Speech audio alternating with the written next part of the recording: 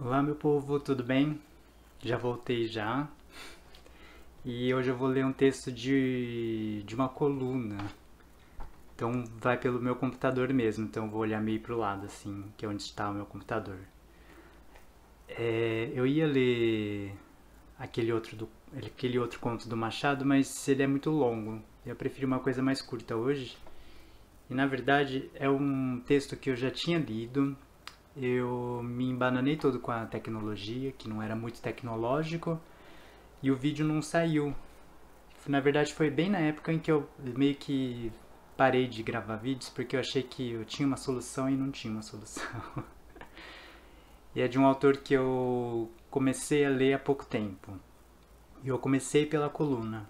É a coluna semanal do Julian Fuchs. Ele é um autor contemporâneo, nascido na Argentina, mas brasileiro.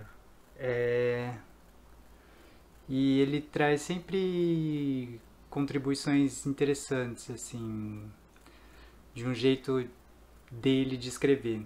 Ele já, acho que já ganhou duas vezes o prêmio Jabuti de melhor romance e é um jeito diferente, assim. Eu tô num período da minha vida que talvez não seja o que mais me chama atenção, mas esse texto especificamente eu achei muito bom. É a coluna do dia 27 de junho desse ano. Ele lança todo sábado, indico a leitura e acho que eu sempre vejo pelo Instagram. Pelo Instagram dele, ele coloca lá o link, acesso e vejo. Eu tô lá no Instagram também, tá, gente? Qualquer coisa me sigam lá. Lá é meu Instagram aberto, podem me seguir. Se chama a coluna que eu vou ler, né? O artigo se chama Um País em Estado de Melancolia. É imenso o que temos perdido nos últimos tempos. Dezenas de milhares de vidas, incontáveis empregos, projetos pessoais e coletivos, liberdade, tranquilidade, qualquer horizonte restante de expectativa.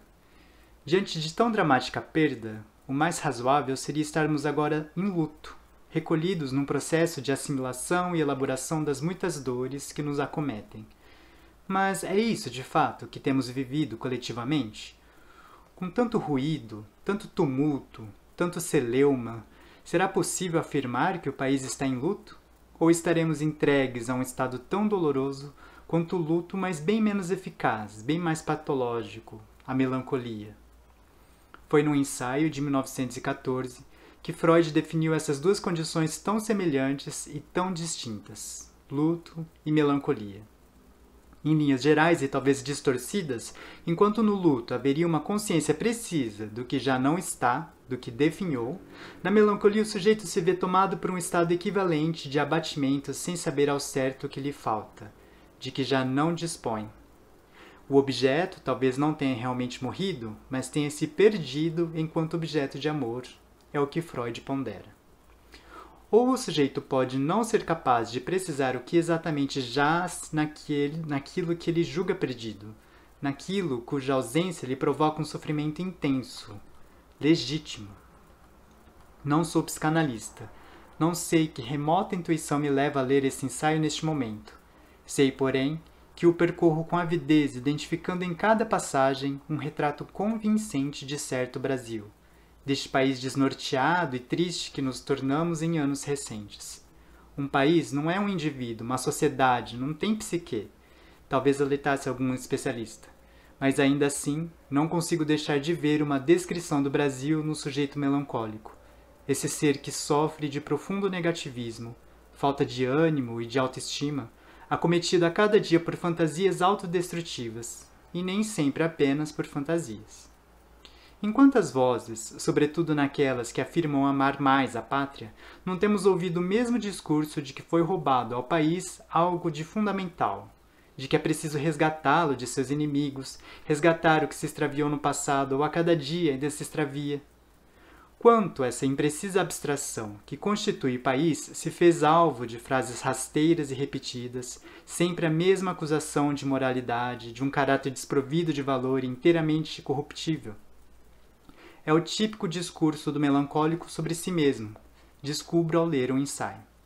A diminuição extraordinária na autoestima, ausente no luto, é o traço mais marcante da melancolia, a ponto de encontrar expressão em autorrecriminação e autoenvelhecimento, culminando numa expectativa delirante de punição. Isso é Freud quem diz. Já se quis atribuir uma série de quadros clínicos a Jair Bolsonaro, maníaco para alguns, perverso para outros, ou incapaz de superar a própria analidade. Em cada uma dessas leituras vejo pertinência e justiça. Mas me pergunto se Bolsonaro não poderia ser pensado ele próprio como sintoma, como manifestação lamentável da melancolia do país. A escolha de Bolsonaro como presidente responderia a um só tempo dramaticamente à expectativa de punição e aos muitos anseios autodestrutivos.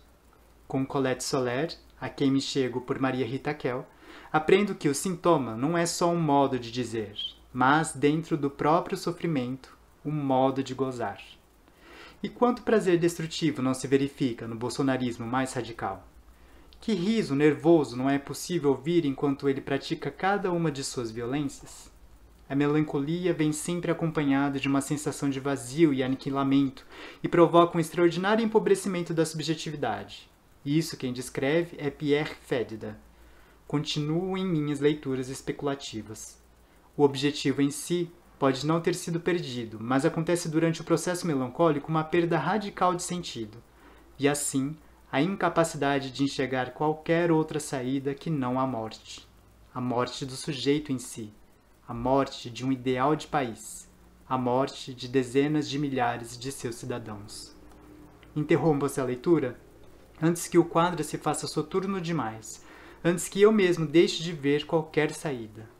Volto a Freud e respiro melhor ao ler que, como o luto, a melancolia tende a desaparecer após certo tempo, sem deixar quaisquer vestígios. Um país não morre, apenas precisa de tempo para se reencontrar consigo mesmo. Mas não deixo de pensar que não pode haver passividade nessa espera, que o tempo nos exige ações de diversos tipos para que o quadro não acabe por se repetir. Para sair desse estado doloroso, para fazer da melancolia finalmente um luto, talvez convenha ao país realizar em sua imensurável escala, em sua inexistente psique, qualquer coisa que equivalha no indivíduo a um processo psicanalítico.